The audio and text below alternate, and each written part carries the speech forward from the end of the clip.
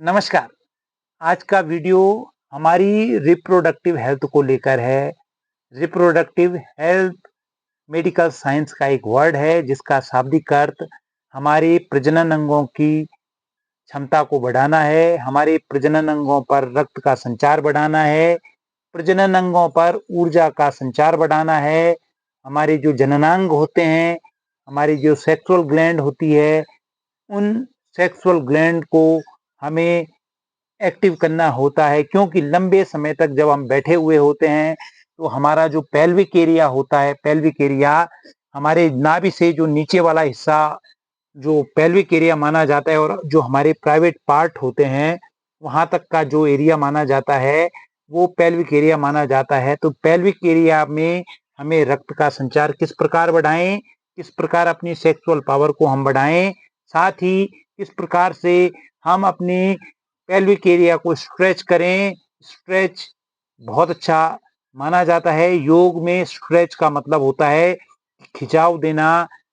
जब हम शरीर के किसी अंग पर खिंचाव देते हैं तो इसका मतलब ये होता है कि हम उस एरिया में रक्त संचार को बढ़ा रहे हैं। साथ ही उस हिस्से में जो हमारे नाभि से नीचे का जो एरिया होता है, योग में बताया गया है कि पंच प्राण होते हैं, तो जो हमारी पंच वायु होती हैं, पंच प्राण होते हैं, उन पंच प्राणों में पंच वायु में जो आपके नाभि से और आपके प्रजनन अंगों तक जो आपके प्राइवेट पार्ट हैं उन अंगों तक जो वायु होती है वो अपान वायु होती है। अपान वायु लगातार इस एरिया में एक्टिव होती है और वह अपान वायु के द्वारा ही हमारा यह जो पेल्विक एरिया है, हमारे नाभि से नीचे वाला हिस्सा, अगर यह हिस्सा हमारा मजबूत है, यह हिस्सा हमारा एक्टिव है, तो हमें अपान वायु के द्वारा ही मूत्र विसर्जन, मल विसर्जन के यह बहुत कार्य आता है कि अगर हमारी अपान वायु लगातार एक्टिव है, लगातार सुचारू रूप से कार्य कर रही है, तो हमें मल मूत्र विसर्जन में बड़ी आसानी होगी, गैस भी हमारी आसानी से पास होगी, साथ ही हमारी जो सेक्सुअल पावर है वह भी आसानी से बढ़ेगी। और इस अपान वायु को लगातार एक्टिव रखने के लिए हमें कौन कौन से आसन करने चाहिए? अपने पेल्विक एरिया पर स्ट्रेच देने के लिए, पेल्विक एरिया पर रक्त संचार को बढ़ाने के लिए हमें मलासन का अभ्यास अवश्य करना चाहिए। मलासन किस प्रकार किया जाता है कि इंडियन टॉयलेट सीट में जिस प्रकार से हम बैठते हैं उसी प्रकार से मलासन का अभ्यास है। आसानी से आप बैठें, इस प्रकार से आप बैठे मलासन में और दोनों हाथों को इस प्रकार से कीजिएगा। जितनी आपकी क्षमता होगी अपनी क्षमता के अनुसार आप मलासन का अभ्यास करें। यह जो मलासन है ये आपकी पेल्विक एरिया जो आपका नाभि से नीचे वाला एरिया है, इस एरिया में रक्त संचार को बढ़ाता है, ऊर्जा का संचार देता है। साथ ही जो अपान वायु आपके नाभि से और आपके पेल्विक नाभि से जो आपका पेल्विक एरिया है और आपके प्रजनन अंग जो आपके प्राइवेट पार्ट हैं उन तक रक्त का संचार बढ़ाता है। अपान वायु लगातार गतिशील रहती है।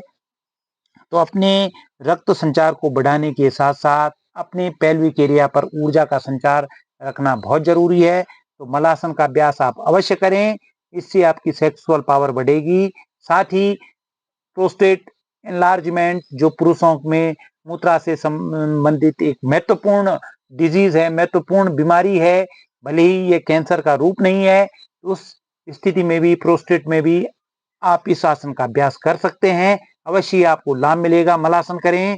साथ ही अगर आप मार्जरी मुद्रा या मार्जरी आसन का अभ्यास कर रहे हैं तो इस आसन के द्वारा भी आपकी सेक्सुअल ग्लैंड में रक्त का संचार बढ़ता है, आपकी सेक्सुअल पावर बढ़ती है। तो आप अवश्य ही इस प्रकार से अपनी दोनों पैरों को आप वज्रासन में आकर इस प्रकार वज्रासन में बैठें। उसके पश्चात अपनी एल्बो से दोनों कोहनियों से अपने घुटनों को मिलाएं और बिल्कुल जहां तक आपके हाथ जाएं वहां पर अपने हाथों को इस प्रकार से उठा दें और उसके पश्चात श्वास लेते हुए पूरी गर्दन ऊपर की ओर रखें और श्वास छोड़ते हुए नीचे की तरफ आए।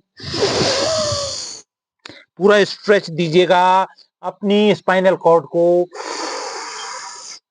और श्वास छोड़ते हुए नीचे की तरफ जाएं।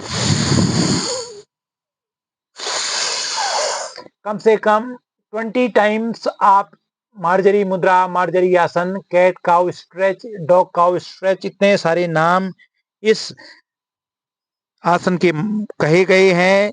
कई योगाचार्य इसको मार्जरी मुद्रा, कई योगाचार्य इसको मार्जरी आसन, कई dog cat stretch, cat cow stretch के नाम से इस मुद्रा को जानते हैं।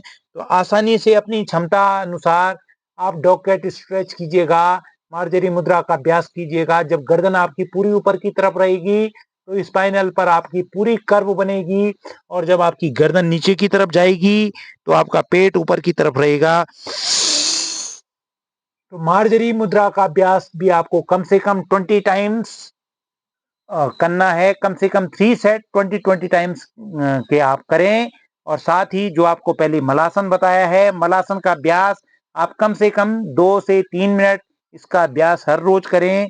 तो फिर आपका जो पेल्विक एरिया है इस पर रक्त का संचार बढ़ेगा, इस पर ऊर्जा का संचार होगा, अपान वायु आपकी लगातार एक्टिव रहेगी, जो कि आपके मल मूत्र के विसर्जन के साथ साथ आपके सेक्सुअल पावर को आपका इंप्रूव करेगी। तो यह आसन भी आपको अवश्य करना है। साथ ही अगर आप नौकासन करें तो नौकासन भी आपकी जो पेल्विक एरिया है, जो नाभि से जो नीचे वाला एरिया है, इस एरिया में आपका रक्त का संचार बढ़ाएगा, ब्लड का सर्कुलेशन बढ़ाएगा। तो नौकासन किस प्रकार किया जाता है?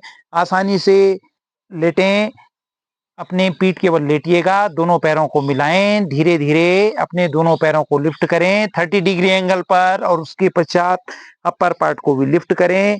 यह आसन दिखने में भले ही बहुत सरल है, लेकिन जब आप इस आसन का अभ्यास करेंगे तो महसूस करेंगे कि आपका जो पेल्विक एरिया है, जो आपके जो प्रजनन अंग है, जो रिप्रोडक्टिव जो आपकी हेल्थ है, वो इस आसन के द्वारा सुधरती है। तो अपनी क्षमता अनुसार नौकासन का अभ्यास करें।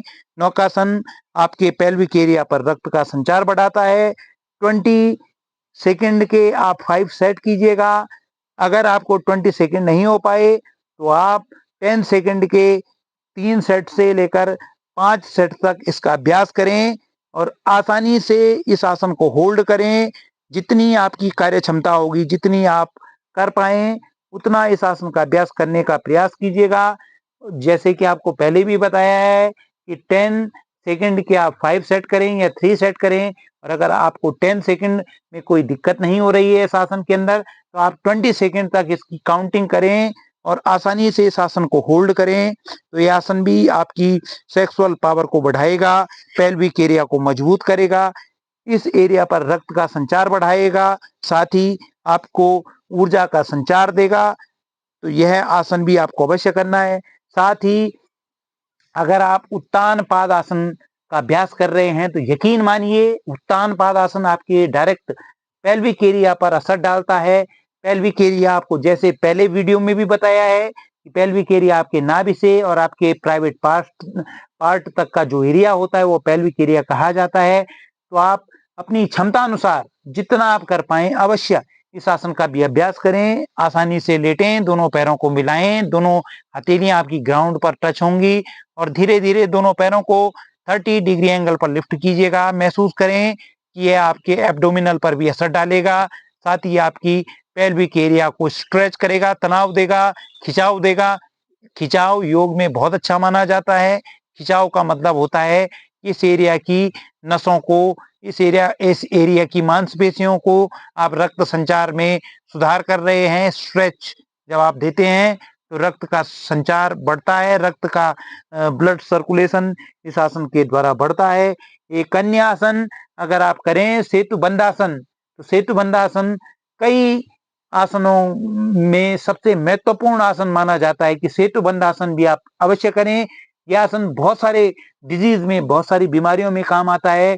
स्पेशली अगर आपको अपने चेस्ट का, लंग्स का एक्सपेंशन करना है तो इस आसन को आप कर सकते हैं। अपनी फेफड़ों की कार्य क्षमता अगर आपको बढ़ानी है तो इस आसन के द्वारा आपकी फेफड़ों की कार्य क्षमता बढ़ती है। साथ ही आपके पेल्विक एरिया में अगर आपको अपने सेक्सुअल ग्लैंड को इंप्रूव करना है, अपनी सेक्सुअल पावर को आपको बढ़ाना है, तो अवश्य ही इस आसन का अभ्यास करेंगे, अवश्य आपको फायदा होगा। तो किस प्रकार हम सेतु बंधासन का अभ्यास करेंगे?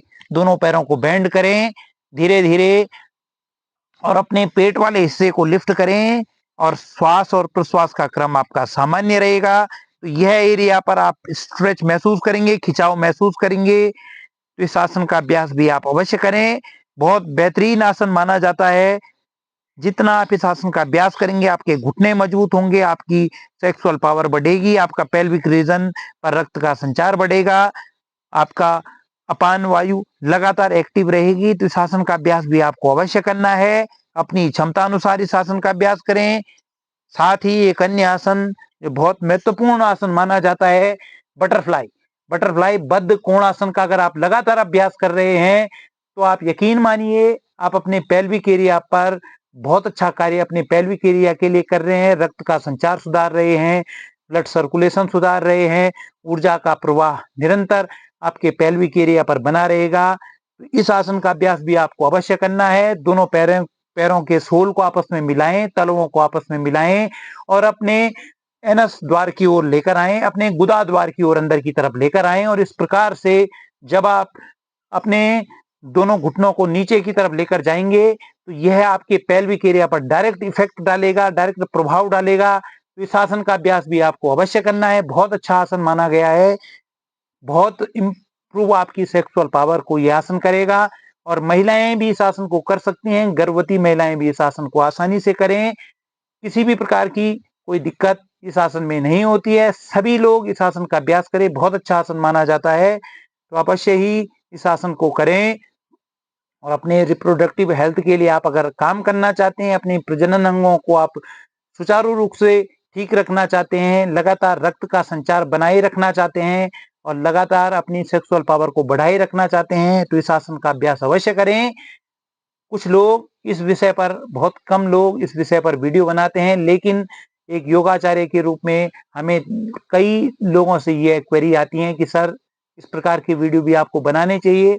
यह कोई गलत मैसेज नहीं है इस वीडियो के द्वारा, यह आपकी हेल्थ को लेकर है। तो अपनी हेल्थ को अगर आप सुधारना चाहते हैं, रिप्रोडक्टिव हेल्थ को अगर आप सुधारना चाहते हैं, तो इस आसन का भी आप अवश्य अभ्यास करें। और धीरे धीरे अपनी दोनों जो आपके घुटने हैं, जो आपकी नी है, इनको ग्राउंड पे टच रखने का प्रयास करें। स्पाइनल कॉर्ड आपकी बिल्कुल स्ट्रेट हो। यह वीडियो उन सभी लोगों के साथ शेयर करें जो अपनी सेक्सुअल पावर को बढ़ाना चाहते हैं, जो अपनी प्रोस्टेट एनलार्जमेंट जो जिन बुजुर्गों को हो चुका है। ये सभी आसन वहां भी काम आते हैं। प्रोस्टेट एनलार्जमेंट को लेकर भी ये सभी आसन काम आते हैं। तो अवश्य ही इन वीडियो को अधिक से अधिक लोगों के साथ शेयर करें, जो कि आप अपनी हेल्थ को इम्प्रूव कर सकें और साथ ही अन्य लोग भी अपनी हेल्थ को इम्प्रूव कर सकते हैं। रिप्रोडक्टिव हेल्थ का इम्प्रूव होना बहुत ज़्यादा जरूरी है। धन्यवाद। आज का वीडियो अवश्य ही आपको पसंद आया होगा। प्रणाम।